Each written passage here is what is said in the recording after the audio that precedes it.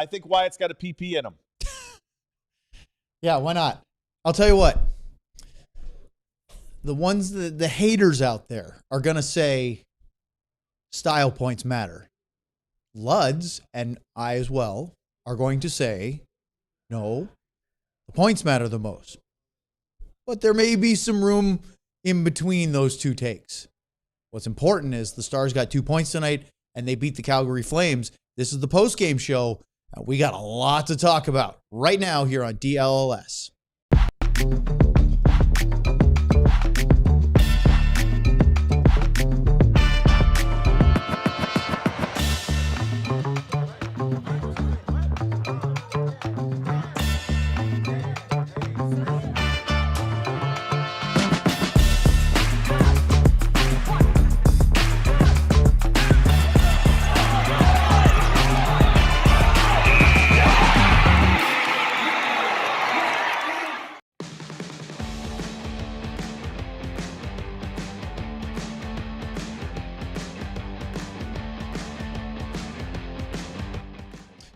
Welcome, everybody, to the DLLS Stars post-game show. Alongside Craig Ludwig, our producer Ryan Vaughters, and a little later joining us, Sam Nestler from the AAC. I'm Owen Newkirk. Big game tonight for the Stars as they get a win, rallying from 2 goals down to beat the Calgary Flames 4-3 in overtime. We're going to break it all down. We'll talk all the big storylines and much, much more. But first, as we remind you that this is indeed a baseball sale still going on. DLS diehard sale, only $36 for your first year. If you buy now, if you haven't been a diehard before, and in addition to getting all the content at a 55% discount on the normal rate, you also get either a free hat of your choice, the red or white ones on your screen right now, or you can pick any DLLS Stars t-shirt to go with that annual subscription. Check it out now, alldlls.com. All right, Luds. Stars win. That's the good thing. Yep. It appears that Jason Robertson is okay, even though he got absolutely smashed in the nose. That's also good. Wyatt continues to score. Great things. But there's also some sort of layers of disappointment and negativity when it comes to shot volume, opponent, who has been really good lately. How do you break this one down in your brain? Well, a win is a win is a win, right? That was a big win, actually, when Minnesota won tonight. I believe it was 5-2, so that was important to stay those couple of points ahead of them, especially with them having a game here in a couple of days. It just seems, and again, I think you can kind of understand it. It seems like let's just get to the playoffs. You know what I mean? Like, let's do it. It's what we have to. Let's get 2 points. Let's make sure we get home ice. But I just, it's the where's the dominating part of the game? Do you feel like when you see in the previous, they've been on the longest road trip for Calgary this year. They started in Denver, then they went to Vegas. I think they were in California. Now they're back here. They're going back to Denver again. Mm-hmm. When they played the Avalanche last, which wasn't that long ago, Colorado hung a 9 spot on them. 9-2 win. Just smoked them. Now Calgary's been really good. As we talked about in the pregame show, 6-2-1 in their last 9. Maybe playing free and easy. Maybe just finding that all that stuff that's clicking. Well, but did you see what Colorado did to them? You want to see the same, not necessarily 9, but you want to see. Well, let's even go to the Colorado game. It wasn't super inspiring. I mean, even however you wanted to look at it, Colorado knows where they're landing. You can understand a little bit there. The other thing about Calgary, when you're at this point in the season, you've made a couple moves, you know where you are. There's some players in that are playing for jobs next year too. Mm-hmm. There's some young players that'll play hard. And you're going to get that enthusiastic stuff. Me, for more, I'm just want to see a game where they dominate somebody. You know what I mean? I want that game from. We saw a lot of games during the year, so it just feels like right now. I mean, the last time they played in Calgary, they scored 6 in the first 2 periods. It's just more about the timing of it right now. You know what I mean? We're getting 4 games away now from 4 the playoffs. Yep. Yeah, so you kind of want them to be going in. I'm not saying that they're going downhill. They're just kind of in here right now for me. And again, understandable again for 96. He doesn't look like he was before, but he had an injury and he hasn't played in 6 weeks. And then he played, is this his 4th game back or whatever it may be? He doesn't look as clean, and we just see him do some magical things. So, but again, he's got time and got to ramp that. Do you back think up for 2 him. more weeks and 4 games and some practices can get him closer? I'm hoping so. Yeah, because I mean, you really need him. I mean, you can see like where the goals are. I mean, you scored 3 goals tonight. I mean, forget you scored 3 goals. You were down 3-1 to a team that you shouldn't be down to if you're that dominating team. But again, this isn't the end all be all, but you just kind of want to see it incrementally start taking games over and control the game, because to have 2 shots in the first period, that wasn't because Calgary was shutting you down so much, I don't think. Weird part about that first period, and we'll do our whole break, and we had a lot of goals, a lot of things to talk about, but Dallas had more high danger chances than they had shots on goal. They hit 2 posts. They had 1 good save. These were all in the power play, Luds. And then it was... They didn't have a shot on the power play, I don't think, in the first 2 for sure. Well, yeah, so I think it was the last chance. So Wyatt had a redirection in the slot where Cooley made the save. So I think that was the one of the 2 shots on goal. But they had some really good looks that hit the post. They had one where Duchesne was wide open in the slot and sailed it just over the bar. I mean, they could have, again, could have had 1 or 2 power play goals in the first period, but they didn't score, right? They hit the iron and just missed. And so then you get to the end of the period and you look and you see, well, you had the better of the looks. You only had 2 shots on goal against a team that's playing well but not going to make the playoffs, and you got to be scratching your head a little bit. Yeah, but again, there you can understand. I mean, some of it's not always easy because you're kind of looking. Let's get to that first game. Let's get to game 1, and and again, even when Gully talks, it doesn't seem that as important to him. Like, I said something, was that this morning or pregame or yesterday? I don't know when it was, but whatever his pressure was, no, we'll be okay. That was pregame, yeah. Yeah, so, it wasn't okay for... And I told you off the air, because we didn't clip it, but Brent Severin, who's on the Stars Victory Plus TV desk, asked a question to Gully of he basically phrased it as the season is essentially over. And you reminded me that that's kind of a player's perspective. The coaches can't and refuse to think that way.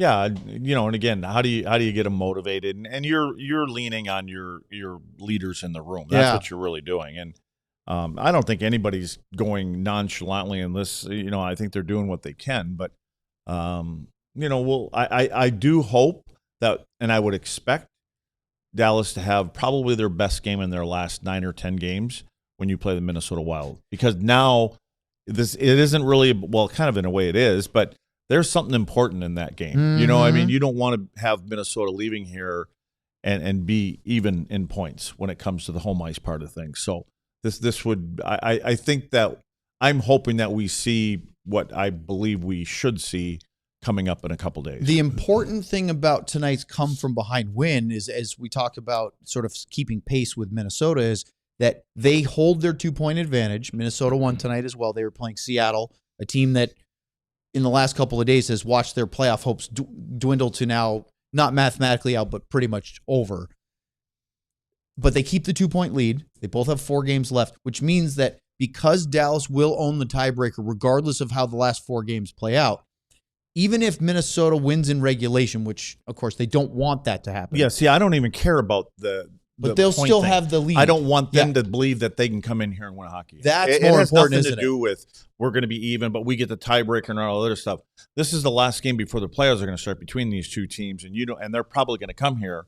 Well, they're going to kind of believe that, hey, we can come in there, and they're going to. The line is always we go there to win that one game, right?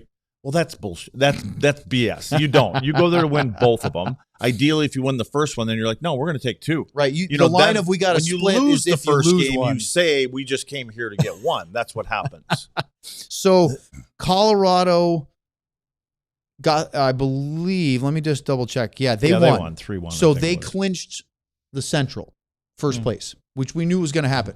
What does that mean? That means Dallas and Minnesota will play each other in the first round. The question is, who will be the home team for the first 2 games and, of course, a potential game 7. That's what they're still fighting for. But you think even more importantly than home ice is the tone they set when they play. I mean, the game they played in Minnesota a couple weeks ago, very intense game, close, right? Well, I mean, the bottom line is you get home ice and you're going to set the tone and say, and you put more pressure on them saying, hey, now we got to hold serve, and if we're going to have to win our games, and then we're going to have to go steal a game somewhere. So, but you want to put some doubt in their mind. And again, they have a different kind of team that we've seen in years here. So they're a better team. Their goaltending is there. They got a lot in the, again, what the two defensemen, Faber and Hughes are doing, and it's a different animal than what we've seen. So they're a realistic opponent now, and maybe not like in the past where it was going to be one of them slugfests, and you're going to have to score on the power play, and you're going to get Hartman and some of these guys. Now, they added some toughness to their team, too. So Billy Guerin has kind of put together – I think what he's tried to do is he tried to build a team that is hoping that he can push this team out of the fight.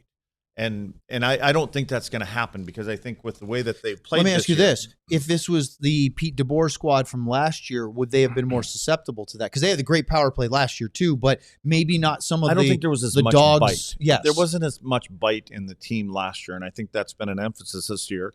And really it's been put in place in game one to be able to ramp it up for 82 games and let it become part of the fabric of this team, and now we know that it is. And so then you get into the playoffs and you kind of want to walk that fine line. You don't want to be putting yourself in trouble and trying to kill too many of those power plays from the other side, because now they get all their best players on that thing, which is totally different from what they've been.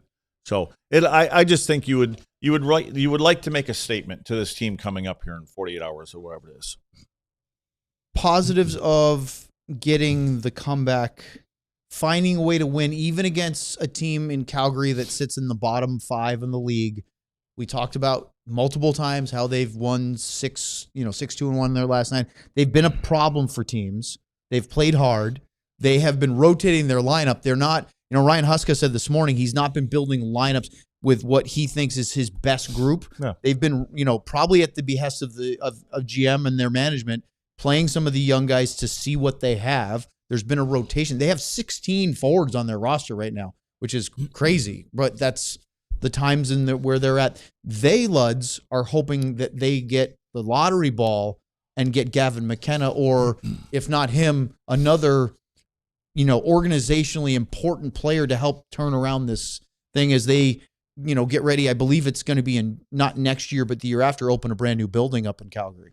Yeah, and again, for me, that's all understandable for that team, but you have to be able to it's more about the mindset of this group, saying that, okay, here's we are. And I don't think that the coaching staff has to come in there and bring this up, because I do believe that, starting with the captain here and Rantanen and Robo, guys like that, I think they know that they've got it. This is a big game coming up, and they have to get better in their complete game, because you don't want to be – and I don't want to say they're limping into the playoffs. That's not what they're doing. They're finding ways to win games, but you're almost playing – you're kind of playing even with teams. Do you think they're – and I'm not – look, I know that it's easy to say that 11-7 is wonky. This is the 3rd game in a row they've done that. Is there any chance that – I don't like the rhythm. Gully messed up the line, not messed up. He changed the line combinations during the game. He shuffled them. That's because nobody was going. What he had wasn't working. And that's normal. But do you think that after 3 games of this, that it might be time to go back to 12-6? If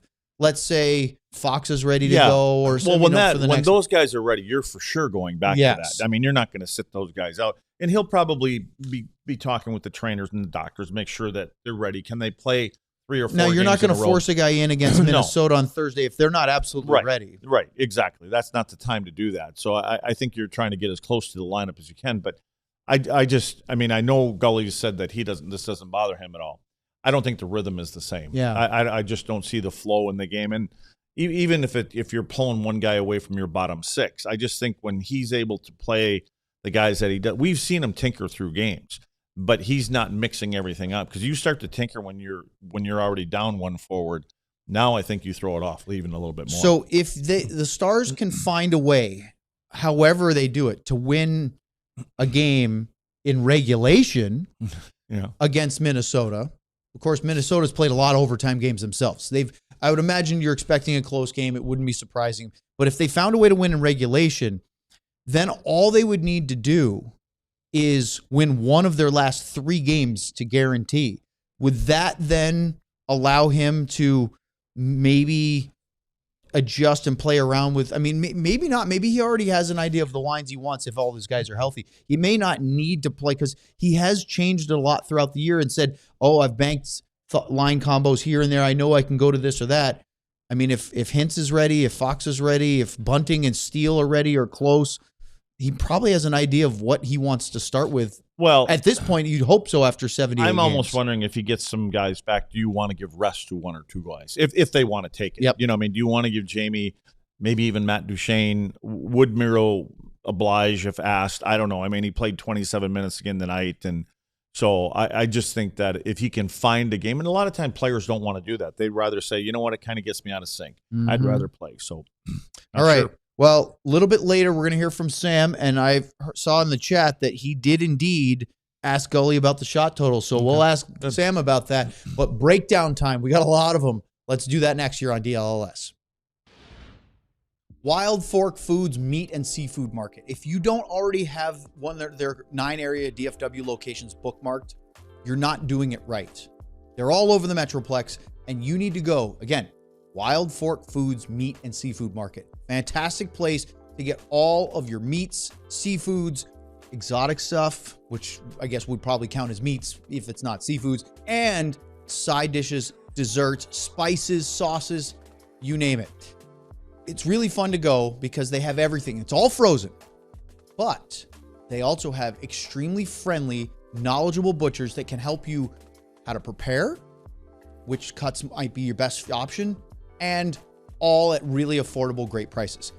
They blast freeze everything, which actually makes them fresher because they don't go home to your freezer and then start all that nonsense. It is well sealed, ready to eat. Plano, Frisco, North Richland Hills, Flower Mound, Wiley, Addison, Las Colinas, Prosper, Louisville. Go to wildforkfoods.com and find your closest location today. The World Cup is coming to DFW, and it's going to be here before you know it. It's already spring, and pretty soon, summer World Cup 2026.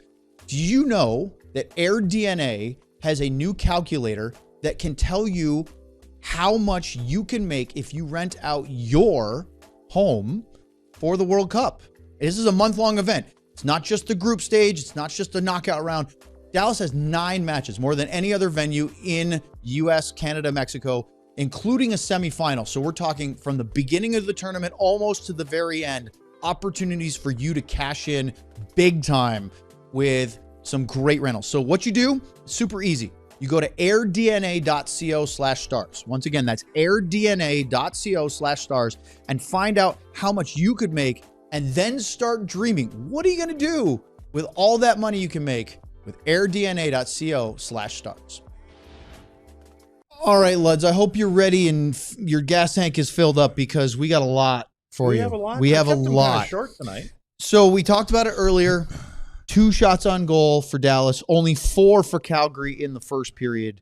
It was a bit of a pillow fight. Stars did have a bunch of good looks on the power play, but 5-on-5, they offered very little. Then you go to the second period, and it didn't take very long for Justin Hryckowian, to score the game's first goal. Yeah, direct play from a couple players, direct play from a Thomas Harley as far as the shot on net. And again, it's very simple play, but right off the face-off, Harley's partner. Watch what Lundqvist does right here, right off the draw, and this is what opens up the play to go up ice. Win the draw, just that little pick right there. It's subtle. You're not grabbing onto somebody, but what that allows, it allows Harley to get up and get his feet going. He can kind of scan what's going on. They get up into the offensive zone, and then this is where Thomas Harley, to me, is his best offensively. He gets his head up and he's picking spots, but without players going to the front of the net, this doesn't happen at all. And so you see one, who's that, Beck over there? Yep. He comes from the right side. He ends up putting a little bit of a screen in front of the goaltender, and then it's Ritz. He kind of weaves his way around here. Then I got what happens here is one of those players from Calgary is going to ultimately get into the shot lane of Harley, and he doesn't do anything but just make sure he misses him. And when you'll see it from the back, and the puck comes off the back wall and it gets caught up in the net, and this is where everybody kind of gravitates down here. Ritz doesn't move away from the front of the net. He stays close enough in here. But this is the angle when you're looking from a goalie standpoint. This is what Harley sees now. Harley takes a couple more strides. Now all of a sudden you've got a player that steps into that shot lane And now what Harley's doing is he's just going to get it as close. And I'm telling you, he knows from here he may not hit the net, but he understands where it's going to come off the wall. And it comes out. Unfortunate little bounce. It hits the back of the net, like I said. And this is how much he just misses this player by. And then here's Ritzy Ritz, just gets it up to the net. And then it just kind of squeaks underneath the pad here of Cooley. But again, when Thomas gets his head up like that, it would be one thing. And I don't think he probably at one moment probably thought that he would come to the inside, but there's too many bodies in there. So he makes a smart play because it stays in play that way. Mm-hmm. Otherwise, if you miss everything to the far side of the net, it ends up going around the wall, and you don't get that traffic going. Or if he gets it blocked and they go the other way, then he's in trouble. We've seen that before. We sure have. So that goal for Hryckowian is 13th of the year. Heck of a rookie season for the kid who I don't know, even though he had a great AHL year last year, Leds, I just don't know what the expectations, I don't think they were this already. And he's been, scoring goals at important times, playing. He was up on the top line after the shuffling later in the game. But the energy, the emotion, the physicality, going to hard areas, he's been everything that you just said there, along with where he scores most of his goals. Right around the net. And I'm not going to say it's Brendan Morrow-ish, but it's like Brendan. You know where he is. You now know where he is. He will fight. He will, but he always hangs around the front of the net. And so it's mini-mo a little bit. Well, 8 minutes later, the Flames start to open up the Dallas Stars a little bit, and they tie it on a play that you're going to break it down. It didn't look so great from the Stars' perspective, but Joel Farabee's going to end up finishing this one off to tie it at 1. Yeah, sometimes it's not always just on guys. There's just some things that happen every once in a while, but guys want to get up into the play, right? So, again, you're supposed to make sure that everybody else is leaving the zone before you go. Unfortunately for this one here, both defensemen for the Stars, they jump into the play. They get into the neutral zone. The puck doesn't get in. It gets mixed up over here on the wall, so it doesn't get in all the way deep. And then, of all people, I believe this is Klapka that's down here. It is. He's a big old tree. But here, both of these defensemen, they get stick on stick. He misses his first shot. There is a follow-up. And again, I felt bad for Lyubushkin. There's a couple times tonight I feel bad. But what happens as I circle their feet because they're both reaching and they're leaning over, and it's hard to keep your momentum going. And that's the reason that Klapka gets in here and gets to this puck again. Jake makes the first save, but ultimately what happens is when this puck hits him in the pad, a lot of times, and Lyubushkin's going to come over here to the left-hand side. He's in the right spot. You're not going to stop in front of your goaltender. He's where he's supposed to be. But when you look at where that puck hit Jake in the pad, it hits him in some way, and it comes right straight back out. So Lyubushkin kind of overskates it in a way, but he's in the right spot. And then I just drew this around here because this is ultimately where this puck goes. It goes underneath the arm, I believe, and into the net. So I felt bad for both of them. Harley's coming back, and where it all went wrong is when you start jumping up into the play and you want to join the rush. And typically you'll look over left or right, and if that's my partner, well, for me all the time, I was never that guy.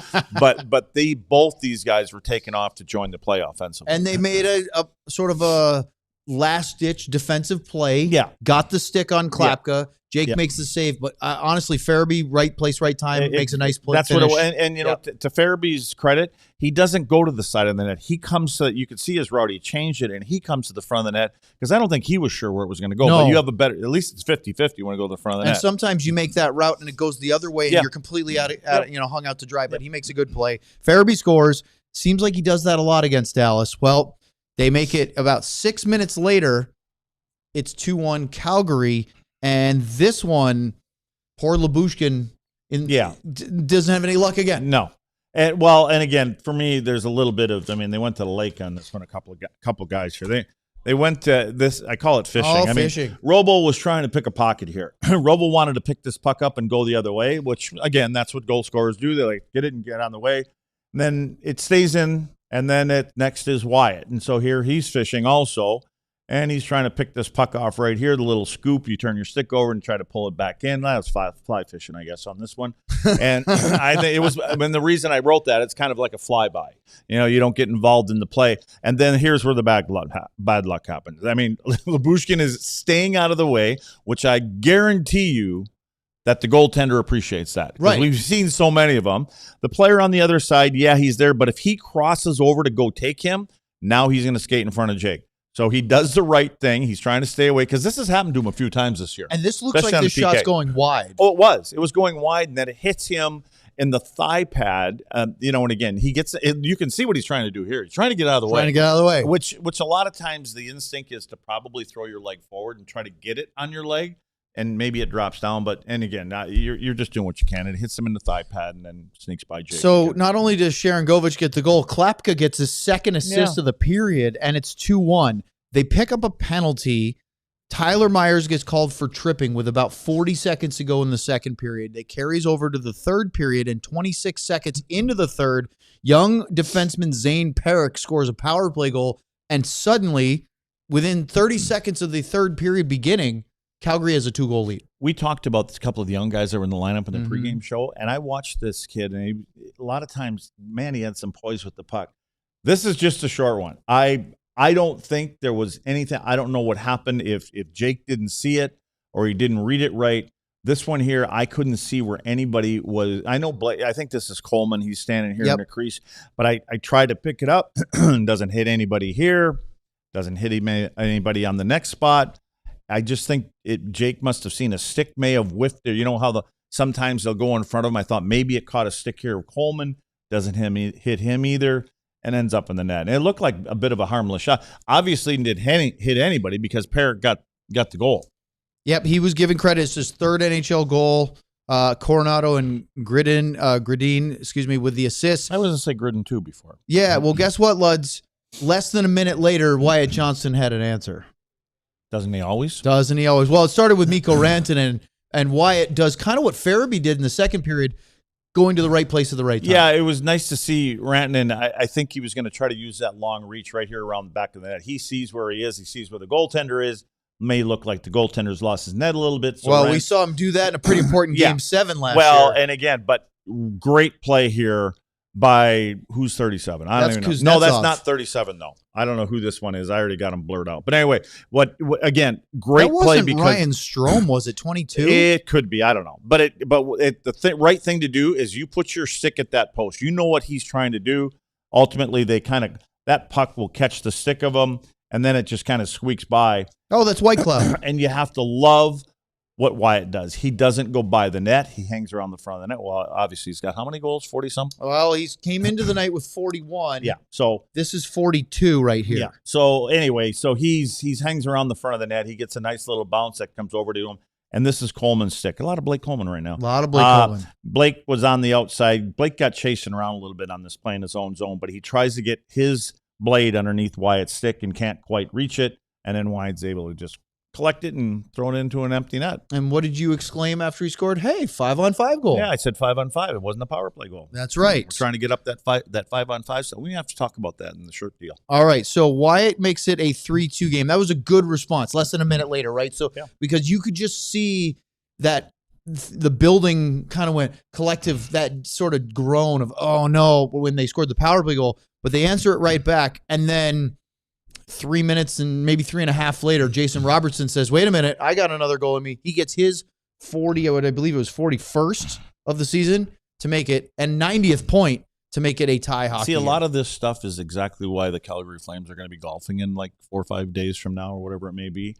But 50-50 battles. Talk about that all the time about winning the battles. Generally, it's on the wall. This one here, it's Matt Duchene, and he wins this 50-50 battle in order to get to this loose puck. And he takes a little peek over his left shoulder, and he sees Wyatt going. And I want you to just watch here if you're watching. I circled this because 6'3", Robo, 2 hands on the stick here. Duchene throws this little saucer, not much of a saucer. It's bouncing a little bit. But he doesn't reach this puck if he doesn't take his bottom hand off the stick. And then he uses that reach of his, and here he gets extended. Just imagine if he tries to get this with both hands on his stick, there's no way he gets this You puck. actually talked about that. I think it was either Myers or Bischel wanting them to stretch out for a defensive, similar to that. This time Robo uses this for is offense. Defensively, but again, for tall, long defensemen, your stick gets there a second or two before you do. And again, not only that, it gets in the head of forwards when your stick is on. You got stick on puck. But that one there, if Robo's not doing that, he never gets to that puck. And I think it was a fortunate bounce for him, and it ultimately goes through Cooley on that one. actually 4 notable plays before the end of the third period. Joel Farabee gets open on the left circle. Ottinger makes a really good save one-on-one with him. Then Myers catches Ryan Strome up against the board. Strome gets cut. His nose is bleeding. Myers goes to the box. They give him a 5-minute major. They review it. Which is why they give him a 5-minute major. Correct. So they could look at it. And not only did they not reduce it to 2, they took it away entirely. No penalty. I was a little surprised on that because he, again, it's really difficult for a guy that's 6'8", almost 7 foot on skates. Yeah, big guy. Somewhere in that neighborhood to kind of bend down. And anytime you hit, you always kind of drive up. And he didn't leave his skates. He didn't leave his feet. He didn't leave the ice, nothing like that. But he kind of did get him in the number. And the guy was cut. So I was surprised that they took everything away. I thought maybe we'd see a 2, but but nothing. Yeah. So 5-on-5. And the Stars got a little loose again, Luds, because, by the way, I say 5-on-5, I was wrong. That was during a penalty kill. It could have been 34 seconds of 5-on-3. Yeah, there were 30 seconds. That could have been, that could have been 5-on-3, could have been the game, right? If Calgary scores in that 2-man advantage. Michael Backlund gets free behind the defense. Nice play by Sharangovich. It looked like it was a 2-on-0. He plays it forward. Backlund 1-on-1 in the slot and just whiffs. Yeah. That happens to some of the best. And then Farabee again gets free, and Otter makes another big save. That's a couple of big ones on Farabee to force overtime. Then they go to OT, Luds, and Ryan Strome, who was on the receiving end of the Myers penalty, takes a really nasty cross-check, delivers one to the face of Jason Robertson. I will tell you, he was not deliberately trying to hit him in the face. Robo was kind of down, and I believe what he was going to do is he was going to give it to him, knock him back down. Robo gets up quickly, and was like, oh, no. And he got him right in the nose. Well, and immediately he just turned and went to the box. So that wasn't intentional. It was a mistake that he made, but regardless, and it results in, I believe it was 10 shots or something like that on the power play. Yep. So they had 10. They gave a 4-minute double minor. The big ones, Wyatt skated right to the crease. Duchesne had a couple from the side. Robo had one from the right circle, square up. Cooley made that save. Then Wyatt had a stuff shot. Again, that one wasn't as high danger. I thought Cooley was really good in the sequence. And then Mikko Rantanen had a one-timer as Cooley's going across, and he got that one as well. And see, that was right in the middle of the net. See, that's what I mean. I think his timing's off a little bit. We've seen him go upstairs with the short side. Yeah. So before that play, the Stars used their timeout with 2:25 left on the power play to try to keep rest the big guns and use them again. And then a little bit later, about a minute later, Calgary uses their timeout to try to rest their best penalty killers. And then after that, one chance, Wyatt Johnston, and the intelligence, because Calgary Luds kept throwing their defensemen to the ice to deny the backdoor play to Rantanen. It was about Wyatt watching the 2 passes that Duchesne tried to make. Duchesne kept trying to lift it over White Cloud. And when you're on 5-on-3, the defenseman in front or who's ever in front, you're always going to lay down. You make them go over the top, and then you get the bobbling puck on the other side. And so they did that 3 or 4 times, and Wyatt knew exactly what he was going to do when he got the puck, because once he got it, he took that one step in, defenseman kind of starts to go down, and the defenseman does the right thing too, because there you want the goaltender to take that shot, and you don't want the puck going across. So he kind of backs off to the backside in case he wants to throw it in. Everybody bit on the fake. Yep. And so Wyatt get his little in and out and then put it in. 26th power play goal of the year. And again, everyone new franchise record. I don't think he's getting to 30 with 4 games left, but you never know the way he's been scoring. 43rd goal of the season. I think Wyatt's got a PP in him. He did. He was right. And most importantly, Luds, they get the overtime winner.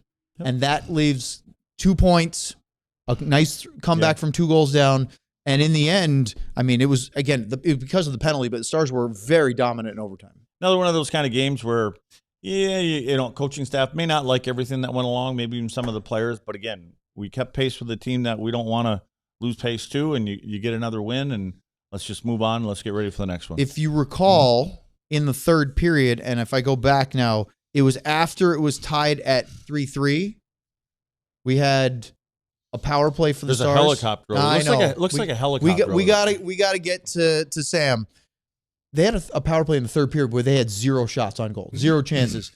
A little bit better in overtime. Now, again, it's 4-on-3. But okay, time to go talk to Sam over at American Airlines Center. Let's hear the reaction to the Stars' 4-3 win over the Flames on the DLS Stars postgame show. If you love the NFL Draft, then this is your edge. The Die Hard NFL Draft Guide is built and based off of thousands of hours of film study, being boots on the ground, Shrine Bowl, Senior Bowl, Combine, talking to scouts, talking to coaches, really getting a feel for where these players are best going to fit and project in the NFL. And we're talking hundreds of players in this class. Cowboy fans, you got to have access to Fran Duffy's Die Hard Draft Guide because he knows exactly what the Cowboys are looking for and has in-depth scouting reports on everybody that can help this team. So help yourself and be informed about the NFL Draft. Make sure you got Fran's Draft Guide. All right, so what are you going to find in the guide? Well, you're going to find player comps. You're going to find strengths, weaknesses, physical tools, analytics, highlights, analysis from all across the space, everything you need to try and determine who are the best players for your team. You get access to the guide if you're a diehard, and you'll also get access to a couple of individual breakdowns I'm doing specifically for your team. All right, look, if you want surface level breakdowns, you can get them anywhere, but if you want independent thought, if you want thorough breakdowns on all of these prospects, become a diehard, get the guide. Or you can get access to the 2026 guide for just $26. Let's win draft season.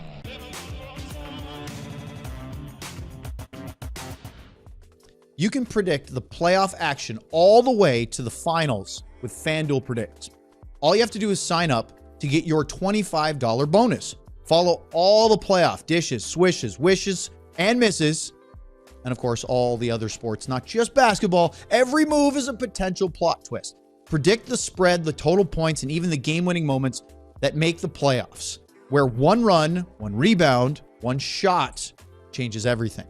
From the opening tip to the final buzzer, stay locked in with every pass, every play, and every moment that moves us closer to crowning a champion. Sign up now for your $25 bonus on FanDuel Predicts. Offered by FanDuel Prediction Markets, LLC, a registered futures commission merchant. 18 and over. Bonus is non-withdrawable and expires 7 days after receipt. Trading derivatives involves significant risk and may not be suitable for all investors.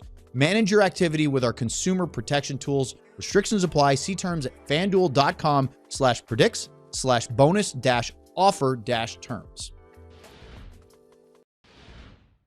Wild Fork Foods Meat and Seafood Market. Wow, how about that? I just really wanted you to know about Wild Fork again. And by the way, Luds was there the other day. In fact, we should have you do an ad read because you were enjoying some delicious meats over at Wild Fork in Louisville. Yeah, and GM Ben bought me a smoothie. Did he? Yeah. Oh, how about that? It was a good day. There it was you a go. little chilly. Yeah, there was. It wasn't a nice day. It wasn't. It was really warm when Sam and I went last month. There's a lot of hot okay. going around. Let's get to our Sam? intrepid beat reporter, Sam Nestler, over at American Airlines Center. There he is.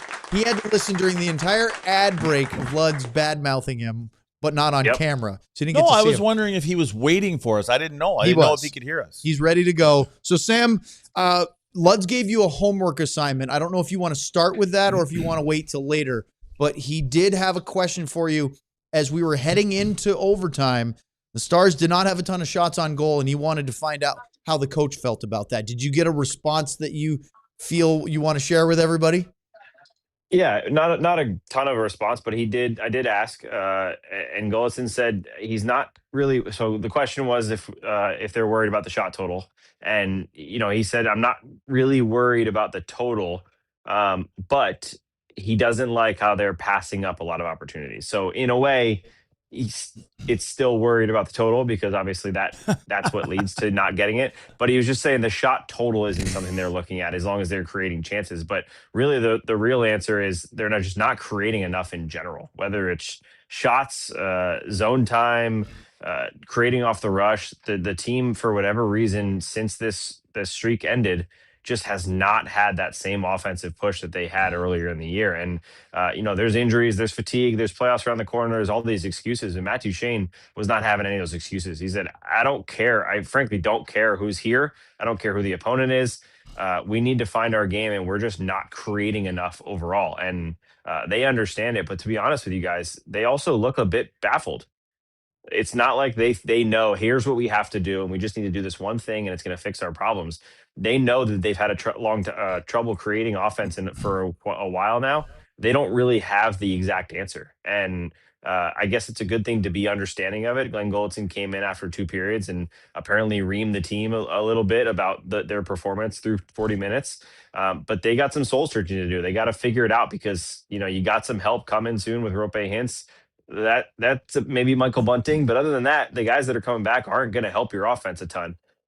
They need to figure it out right now. And that's why they're going to keep practicing until they can figure it out. That's an interesting point, though, Sam, is that the other guys, right, you're thinking about, of course, Bunting is a 20-goal scorer, but you're thinking about Steele, you're thinking about Foxa. These guys, we talked about this at length during the course of the season, that shutting down the other team defensively can lead to more offensive chances. If anything, I wonder if losing, Bunting, Bastian, Steele, Foxa, all in this stretch they were winning without them, some of them, and then this road trip didn't go so well for Energy. But I wonder if having some of those guys to help win more faceoffs, to shut things down defensively, would actually lead to some more offense again. Well, my whole thing is that when you're not getting pucks up to the net, and Sam, I was asking, and you can, people listening can listen to this, hear this. I was wondering, how we can find out offensive zone time and things like that. Can you do that during the game? Can you find out? You always have to wait till the end of the game, right? Or till tomorrow morning?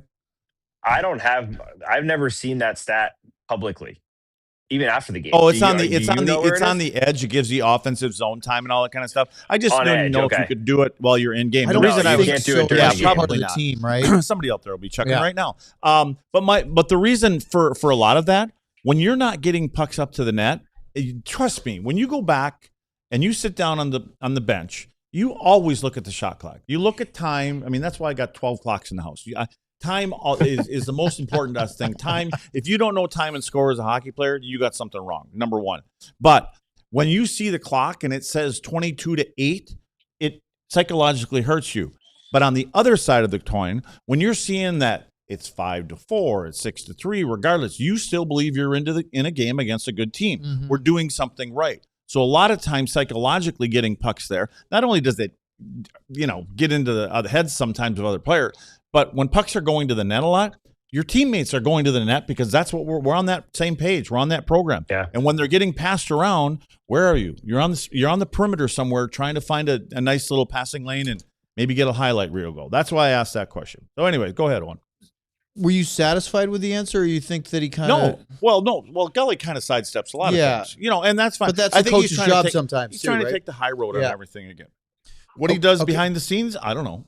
Well, Sam, you noticed, and so did others watching the game, that they did change their lines up a little bit. What did you think about the difference? Look, this is nothing new, right? Coaches do this all the time. When there's nothing going, they're going to throw things in the blender and try to find something different. But did you like the different looks at all? Yeah, I did. I think they scored on first, if not second shifts of both of the top six with Hryckowian up there with Johnston and Rantanen when Wyatt scored on the wraparound from Mikko. And then the Duchesne play to Robertson was with Robertson, Duchesne, and Bourque. So, Goldson, that's one thing he's not sidestepping lads with the lines. He's been really honest. I think we played it on our show the first time. He said he didn't like his group. He didn't really like any of his group, any of his D-men. This time, he didn't like any of his lines. So he was happy to – obviously, they're 11-7, so there's already some mixing going on throughout the game in general. But he didn't like how that top line was going. And to be honest, I'm curious to hear you, Luds. I don't know if Jason Robertson and Mikko Rantanen are a fit. I don't know if there's a... You mean on 5-on-5? On a line together, 5-on-5. Yeah, obviously the power play, they're excellent together. But the power play, they fit quite well. Yeah, 5-on-5, for whatever reason, they just don't look like... I don't know if they're just doing too similar of something, or they're both, maybe trying to pass to each other. I don't really know the answer, but it just hasn't worked very consistently, and it didn't work again tonight. They split it up, and they both lines score right away. So, we love the Hryckowian up there with the top line. I think that was just a... Goldson called it a wake-up call. Like, look, we're going to shuffle everybody. That should be a wake-up call that none of our lines are rolling. It did work. And Duchesne did say, look, we love the third period. We're not going to say like we didn't, because we were losing to the Calgary Flames, we're going to be not excited about the fact that we still found a way to rally, still found a way to win this game and get 2 points. But it shouldn't take that long. It shouldn't take the coach coming in and reaming you. It shouldn't take the shuffling all the lines. You're playing one of the worst teams in hockey. And I'm all here for, Golds talking about them having a decent record lately. And it's the Calgary Flames. I mean, the amount of times that these guys were just sending 3 skaters at the puck blindly with no support behind them. This score should have been 3-0 in the first period. So I just think they need to figure out a way to find that creativity. And whether it's exactly what Lutz is saying, just dumb it down and start throwing pucks at the net, or it's something else, they got to figure it out. Here's why you probably don't think that Robo fits with Mikko, is because Robo likes to have space when he gets the puck. Wyatt, Hryckowian, Blackwell, Steele, those guys will drive through the middle of the ice and they'll go to the net. Where do you see Rantanen make most of his passes? They're on back doors. They're through people. I don't think to get it to Robo, he likes to be up here and he likes to come downhill and he wants to be able to survey and see what everything that he sees. The other guys are kind of bludgeoning it into the net or one-timers and get him to the net. And Rantanen likes making those passes, and Rantanen can make those passes like we talked about. He can go through your legs, and he can find little seams through the areas of the ice that you generally don't. I don't know if he likes making passes all the way across the ice, with the exception is on power play. Sam, was there, lastly for you here, was there any conversation about the Tyler Myers hit on Ryan Strome or the subsequent Strome stick to the face of Jason Robertson? Yeah, I think Goldson said, first of all, he thought that it was the right call with Myers. I was surprised. Obviously, first look, it looked really bad. It looked really bad, right? It looked like he left his feet and the elbow goes to the head, and then you think it's a definite major. Then you watch a little more and you see that Strome is, he turns twice, right? He turns the first time when Myers is going for the hit, he's looking right at him and he kind of turns his back. But to me, it's still a hit from behind and maybe a little bit of a high one. I'm surprised they didn't at least give him a minor.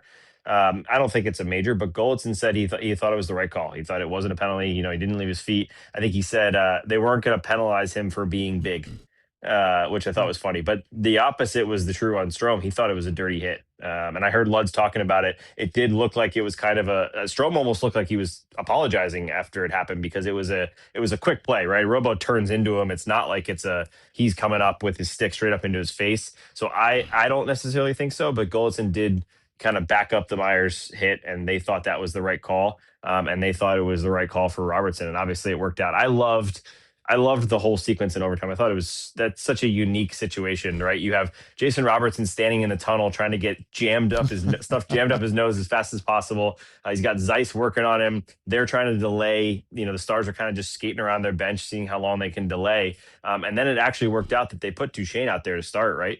Duchesne wins the draw, and then they ended up, I think, getting a stoppage, and then Robertson came out. But Duchesne came out every time for the faceoff. I don't know if you guys saw the stats. He was 85% tonight, Sam. 85%. And Duchesne and Huru, 22 for 27 combined tonight. Which is a big deal because they got kind of worked over the last couple games, and we were thinking, geez, they're missing Hintz and Foxa. But that was a really nice return. Sam, did you let Gully know that there were six guys on the ice at one time when he was saying there weren't? Did you happen to let him know that? I didn't. He was furious. They were furious about that call. Oh, I know. There was actually 7, and then somebody went off and there were 6. So I just put it.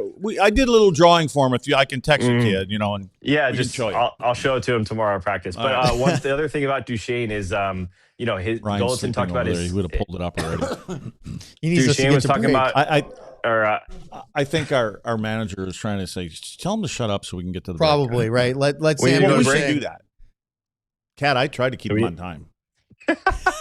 The last thing I was going to say about Duchesne is Goldson talked about his selflessness, what we just talked about, right? Duchesne, we all know Duchesne. He wants to be out there playing with the puck on the power play. He'd die to be out there on the wing on the 4-on-3 for 4 minutes, but he just jumped out there, won the faceoff, got right off so Jason Robertson can go out there and they could score the goal. That's a player doing what he has to do to get the team the win. So I thought that was nice.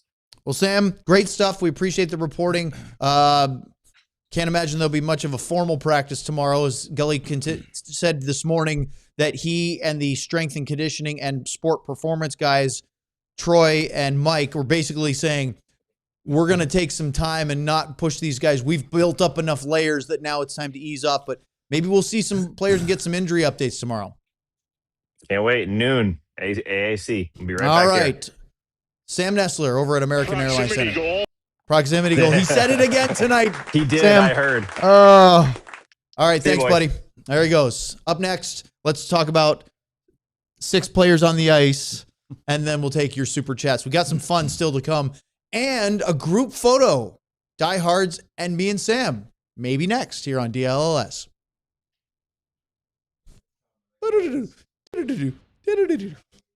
All the Wayne's Well, World. Ryan, I'm thinking since they both scored tonight, we probably ought to pull them both Probably up at should. the same time. I mean, they've got the new shirts out. There's the Robo.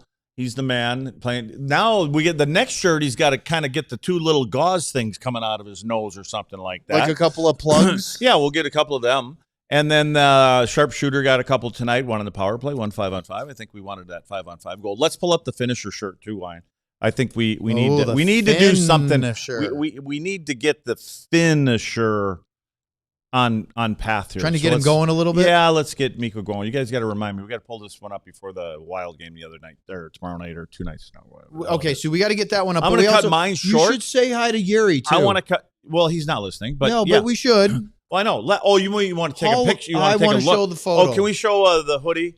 There's when you have a hockey Hall of Famer yeah. and a guy who probably should be in the Hall of Fame. Yeah, there. So Let's is there. And if you look really close, he was a little upset that I had my skates on. He's standing up on his tippy toes. He is on his He wasn't tiptoes. happy about it. So, and he is wearing the double X. But and you are a lot taller than him. Well, I am, but I didn't want it to. He didn't want to look like Sam next And you to can see how much work I put into that game too. By the way, You did. Are you looking at that sweater? Well, was Sevy giving you a hard time because you were down below the circle? 5 times, he said. 5 times you were across the top of the circles in the offensive zone. All right, you better get going here. All right, let's talk about being a diehard because it is a phenomenal way for you to have the top access. We have a sale going on right now. All of our premium content for just $36 for your first year. If you have never been a diehard before, you can also, in addition to all that top level access, you can get one of the 2 hats on your screen. That's the red or the white baseball hats. You can pick one of those for free along with being a diehard, or as Luds just showed a bunch of shirts, any DLLS shirt of your choice.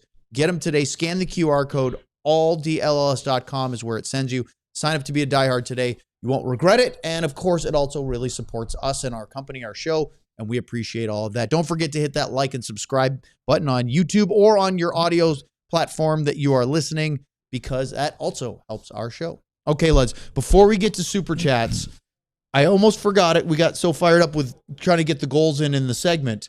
6 players on the ice. Could have been a huge moment for the Stars in the third period. It was tied at 3. And we went and did some investigating, didn't we? Yeah, well, I think there was almost 7 at one time. So Gully almost lost a lung here, and part of this, as you guys saw before, yelling and screaming. So here's somebody. I think this is Robo where Robo goes off, but there was somebody else up here too. It was a hard shot to see, but you can see it from the other end. You can see I think there were 7 guys up. So there they were. And as we said, Gully was not happy. But what he was trying to do was he was trying to say, he did not touch it. He did not touch it. I don't know which guy he was talking about didn't touch it, but that's what Gully was trying to clarify. Well, and it worked out. They were able to kill it off and eventually win the game in overtime. So let's get to your Super Chats now. Ryan, load them up. Let's get to them. Have some fun here in the final few minutes of the post-game show. Remember, we have a daily show tomorrow as well.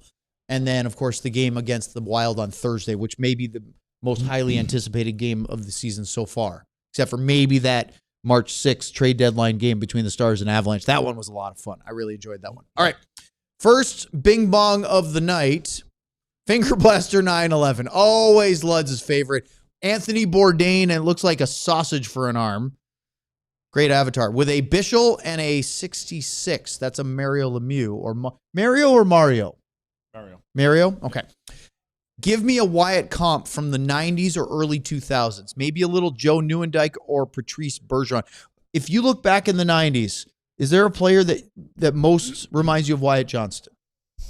Because I think now... Well, I mean, if you're talking about power play goals, it's Hully, but not from that spot. Hully was more like Ovi from that spot. He was the shooter there. Yeah, he's a shooter. I mean, Wyatt's a shooter. I mean, he's shooting him into the net. Another guy like Wyatt. But I think of Hull as being a bigger, more imposing figure. He is a little bigger. Well, I mean, the more recent comp is Joe Pavelski, right? But that's but if you go back to the 90s. Joe tipped more pucks. This is more one-timers. Wyatt's ability to hit it and release it and where there's not a lot of space and get as much on it as he does. I don't know. generally, if they were in that spot when I played, there was parts laying around. So, they didn't get that shot away as well, because you could hurt people in there. I mean, I can't think of anybody that got into that spot like that, that had that quick release like Wyatt does. Not in there. I mean, see, the other thing about Wyatt, we talk about that. Everybody, you guys were talking about a bumper before, the bumper position in the pregame show. Yep. That's not the bumper. When he gets down low like that. The bumper is when you're above the hash marks and and everybody say, well, you're moving the puck back and forth. That's your job up there. You're supposed to kick it to the walls from up there, or it's the high tip. When you slide down in there, it's almost like he's between the bumper and a net front guy. Mm-hmm. That's where he is. And they've got the ability now to have somebody like 96. He only needs a small window to get that puck there. And then when he squeezes one or two there, and he sees that somebody's starting to take it away, he hits the backdoor guy like Robo or whoever it may be. So, again, 96 makes a lot of this. The options they have are so hard to defend because they can go a whole bunch of different directions. We know that by every interview we do with every single coach. They bring up the power play and every we'll keep damn doing time. it until we probably get to the playoffs because they don't play the game the right way. I don't think we're going to hear John Hines. Did you already pull it up? We get a little early on something here? No. Okay. Yeah, I was. He had it fired up. He had it lined up. He had to say something about the power play. Ready to do it again. I love that. But I don't think John Hines is going to give a lot of overly flowery Dallas Stars are a great team after maybe game one, right? We probably will get past that to talking about other details. All right, let's go to the next super chat. I think I totally missed that for a second. Ryan was ahead of me there. All right, Chaotic with a Lundqvist and a Rantanen. First period, snoozer. Second period, Dallas played lackadaisical. Third period in overtime, Dallas played to win. 2 points earned. Bring on Minnie. Thursday is going to be lit AF. And you may have to play more than just the third period. You think the game starting at 8 o'clock is going to fire everybody up a little more to give an extra hour to get to the building? Because of the importance of this game, I think, especially to Minnesota, you can start this game at 2 a.m. and they're going to be ready to go. Yep. All right, next one, Ryan, fire that one up. I said 2 a.m. That's kind of like bar time. It's your favorite time, right? I Love Misty 1985 with a Hryckowian 99 Cup year. It was great getting to see Owen and Sam outside section 317 during the first intermission since it was my penultimate Stars game in the AAC. Glad the Stars won. I Love Misty is relocating away from Texas, has to for work.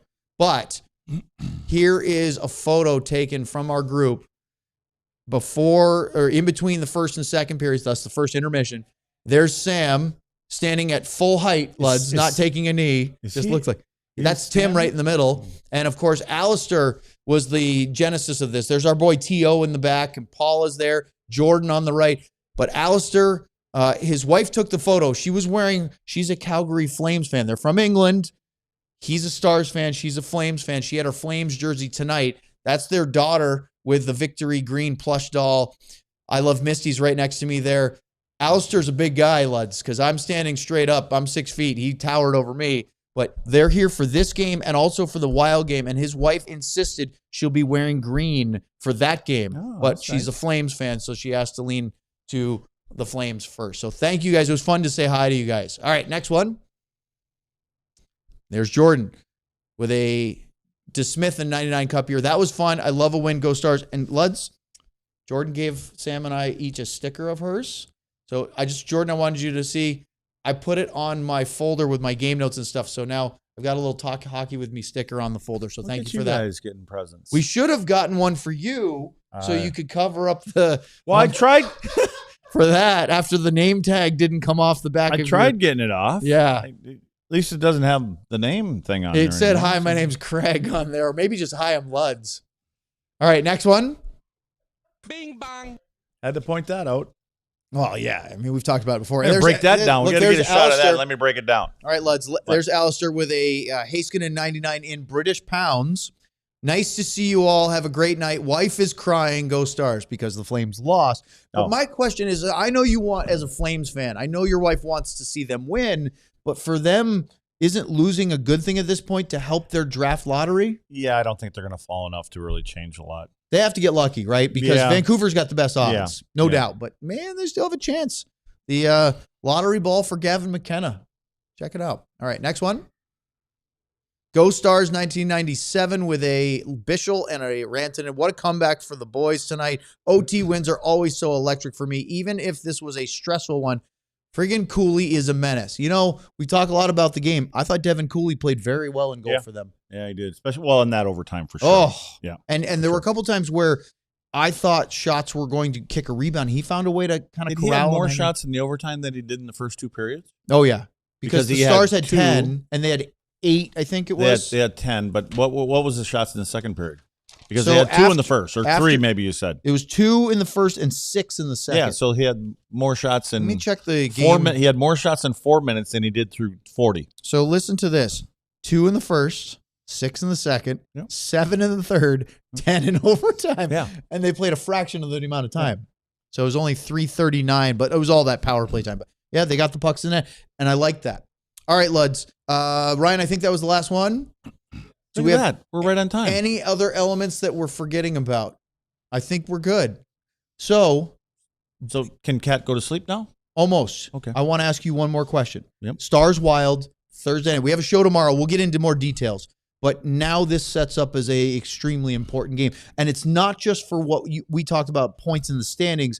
It's about getting ready for 2 weeks from now. Yeah, I just think that you don't want to give them any hope that they can come and use this and they get a good game out of here and, they collect a point, maybe they win in overtime or maybe they just win flat out. And I don't think you want to give them any hope. I think what you want to do is you want to send them out of here going, man, the pressure's on. We need to win our home games and we'll do the best to try to steal a game in there in the first 2 games. Jordan was listening. She sent another super chat, Haskin at 99. I'll make sure Luds gets a sticker. My apologies for making Sam think he lost his wallet. I don't even know what that means. Did he take his wallet out for the sticker and lose it? Or always? Thank goodness his head is attached to his body most of the time, right? What are we talking about? Sam. No. Yeah. He needs a keeper.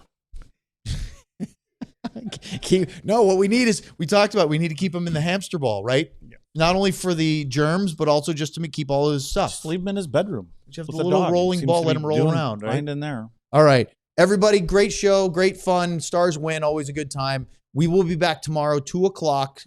We will give you an update on practice, and we'll get you ready for Stars and Wild. Fun show tomorrow. Craig Ludwig, Ryan Vaughters. For Sam Nestler at the AAC, I'm Owen Newkirk. Thanks again. We appreciate all the support. We'll see you tomorrow here on DLLS. Tanner, if that's you on that voicemail, that's brutal. This is Luds.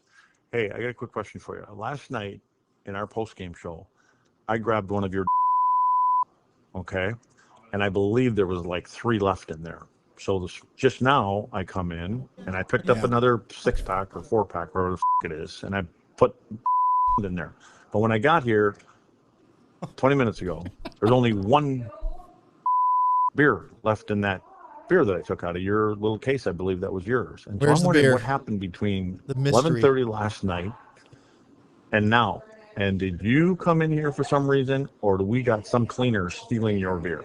Let me know. I look out for my teammates.